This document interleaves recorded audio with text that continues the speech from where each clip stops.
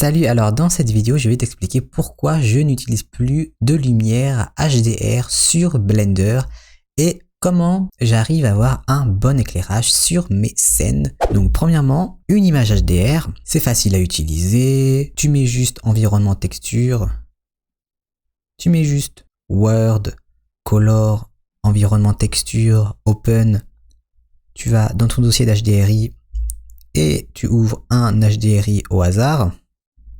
Celui-là, on va mettre. Et après, hop, je vais enlever mes lampes. Ça va te mettre de la lumière dans ta scène. Et tu peux créer différentes ambiances. Tu as différents choix. C'est très facile. Ça met de la lumière partout. Et en fait, le problème, c'est que c'est pour créer un environnement. Environnement texture. Donc, c'est pour faire un environnement. Et c'est pas à utiliser dans toutes les scènes que tu fais sur Blender. Je vois des gens qui utilisent des HDRI pour toutes les scènes, mais il y a des scènes qui ont besoin d'HDRI, les environnements, les paysages, pour créer une ambiance, mais il y a des scènes qui n'ont pas du tout besoin d'HDRI et même ça va gâcher le rendu, ça va gâcher l'éclairage. Quand tu mets un HDRI, ça met de la lumière partout. Là, tu vois que je me mets dans ma caméra, il y a de la lumière partout, derrière, devant, il y a l'ombre ici, c'est en plein soleil. Je vais mettre moins puissant et c'est juste comme ça. Je vais en mettre un autre. Celui-là par exemple, du coup c'est pareil, on voit pas très bien d'où vient la lumière vu que la lumière est tout autour, partout. Il n'y a pas de contraste. Là c'est un peu mieux mais il y a quand même la grande ombre ici et le fond est tout uni comme ça. L'erreur à ne pas faire, c'est de toujours se reposer sur les HDRI. En mettre tout le temps, te dire que quand tu vas mettre une lumière sur Blender, une lampe, un éclairage, tu vas mettre un HDRI et c'est terminé. Et du coup, ça va gâcher les rendus que tu fais, gâcher les scènes que tu fais sur Blender. Il faut apprendre à utiliser les autres lampes.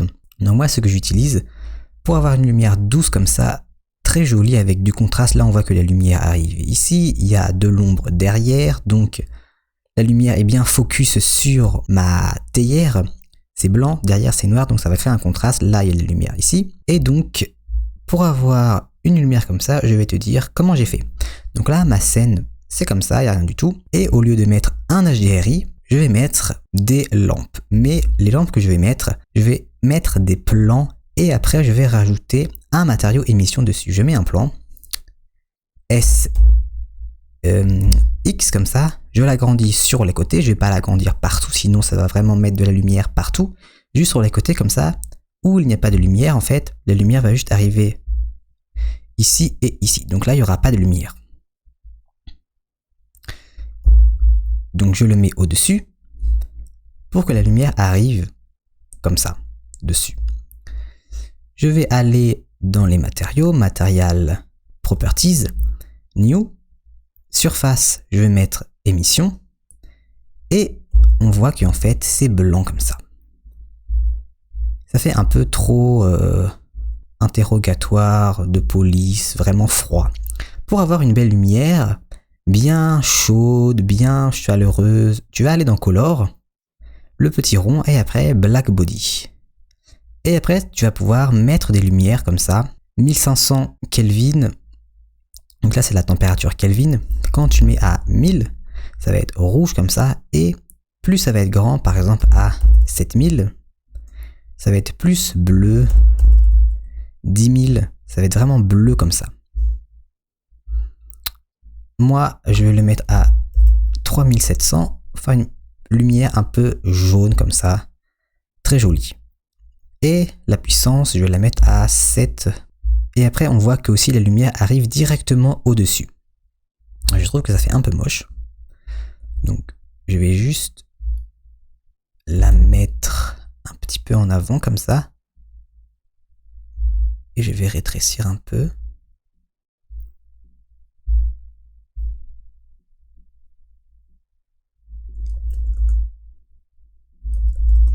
À 11. Et après, on va aussi mettre d'autres lampes pour voir un peu ici, ces côtés-là et ce côté-là, parce qu'on voit qu'il y a de l'ombre. Donc on va mettre d'autres petites lampes, des petits plans avec émission dessus.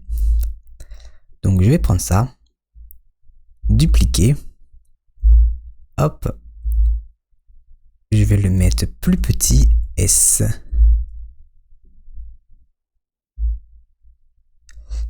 Je vais faire une rotation.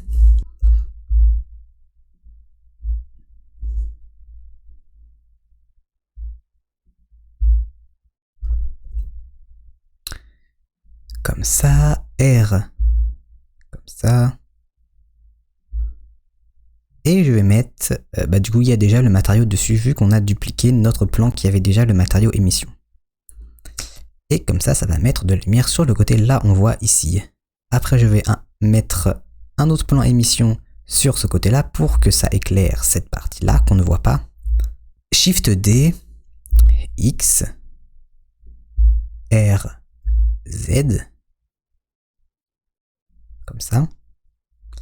Et après, c'est à -7 et lui il est à -7. Si je veux que ce soit exactement à la même distance, juste copier ça.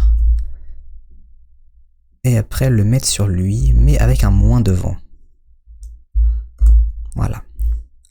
Et après, toutes les lumières ont la même puissance, vu qu'il y a le même matériau dessus.